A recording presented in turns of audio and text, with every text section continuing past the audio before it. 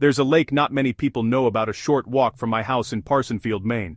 Locals call it Hidden Lake, though it isn't marked on most maps. No roads run near it, no houses overlook it, just trees, swampy ground, and a narrow footpath that disappears into the woods, like it doesn't want to be found.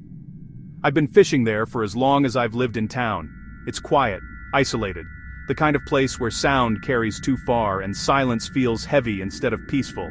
I always like that about it. Most days I'd be the only person there. No voices, no engines, just water, wind, and the occasional snap of a branch somewhere deeper in the woods. I used to leave my kayak at the lake. It was heavy enough that wind couldn't knock it over, and dragging it back and forth through my house felt pointless. I'd lean it against this massive old tree near the shoreline, cover it up so critters wouldn't crawl inside, and leave it there until the next time I went out. Nothing ever happened. Not for years. That's why I didn't think twice about going out one evening in midsummer. It was warm, the kind of heat that settles into your bones and makes the water feel inviting instead of cold. I'd already been on the lake for about an hour, caught a few trout, and tossed them into the cooler behind me. Dusk was rolling in, that brief window where the sky fades from blue to gray, and everything starts to blur at the edges. I was just about to call it and paddle back in when I heard something from the shoreline. At first I thought it was an animal, a deer maybe, but when I turned, I saw a figure standing at the edge of the water. They were tipping a barrel, not a small container, a full-sized drum. Whatever was inside poured out in a steady stream, splashing into the lake. Even from where I was, I could tell it was dark, thick. It didn't move like water. I yelled without thinking. "Hey, what are you doing?" The figure snapped their head up toward me. Then they ran. Straight into the woods, abandoning the barrel as whatever was inside continued to drain into the lake.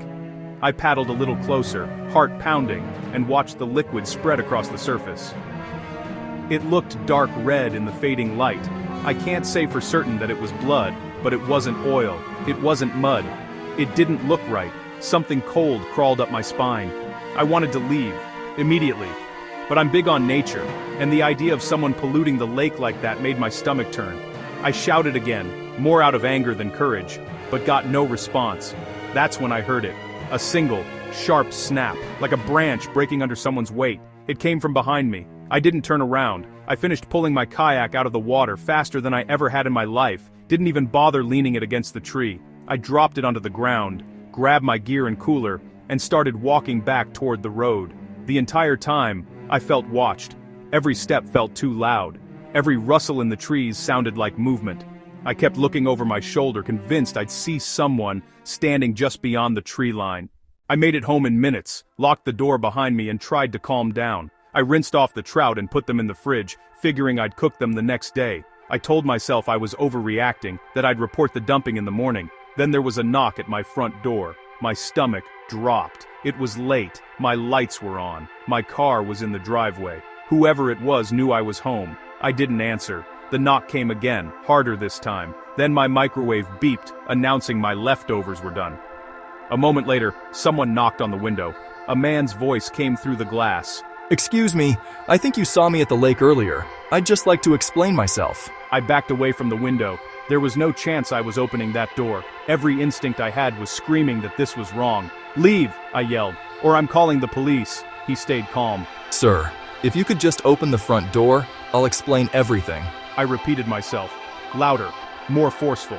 Then he stopped responding. I locked every window, turned on the AC, and called the non-emergency police line. I reported the dumping and the man showing up at my house. I also filed an online report with the Department of Environmental Protection. It helped a little. Enough that I eventually went to bed. Thank God I'm a light sleeper. Around 2 in the morning I heard glass break downstairs. I grabbed my Glock from the closet and took position behind my dresser, aiming at the door. Footsteps crept up the stairs. Slow, careful, like whoever it was knew the house layout. The doorknob turned. The door opened.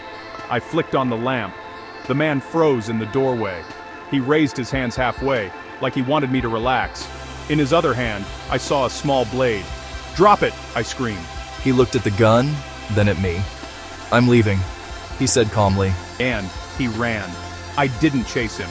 I locked the door, called 911, and waited with my gun trained on the shattered living room window until police arrived. We went back to the lake together, but the barrel was gone. That wasn't the end of it. Because once you see something like that, you start noticing how often water shows up in the worst stories. Fishing has always been a family thing for us. My dad and his brother Matthew took it seriously. Their houses looked like something out of a fishing show. Rods everywhere. Tackle boxes stacked like furniture. This is my dad's story. They were out early, before sunrise, heading to a remote cove hours from the nearest marina. Fog rolled in thick, unnatural. When they went ashore looking for a signal, they heard clicking sounds in the woods, human sounds, then screaming. My dad fired a flare as they ran. The woods lit up long enough for him to see them. More than 10 people, dressed in tribal-looking clothing, holding wooden spears, standing in the fog. They made it back to the boat by luck alone. He still doesn't like talking about it. Years later, I was fishing alone in upstate New York when I saw 3 hooded figures digging at the edge of a lake. I watched them pull items from the ground and throw them into the water. When police dredged the area, they found a gun, keys, coins, and a locket. A few nights later, people circled my house. No knocking, no voices, just footsteps. And the last time I ever went fishing was at a shore house with friends. A man approached us on a deserted beach at 1 a.m., stared too long, said too little. Later my car alarm went off. My tires were slashed, my window shattered, a knife was left nearby. Police said we were lucky. I don't fish anymore. Every one of these stories has water in common. Lakes, shores, places people go to be alone, to disappear, to dump things they don't want found. Water doesn't judge. It just keeps what it's given, and sometimes it gives things back.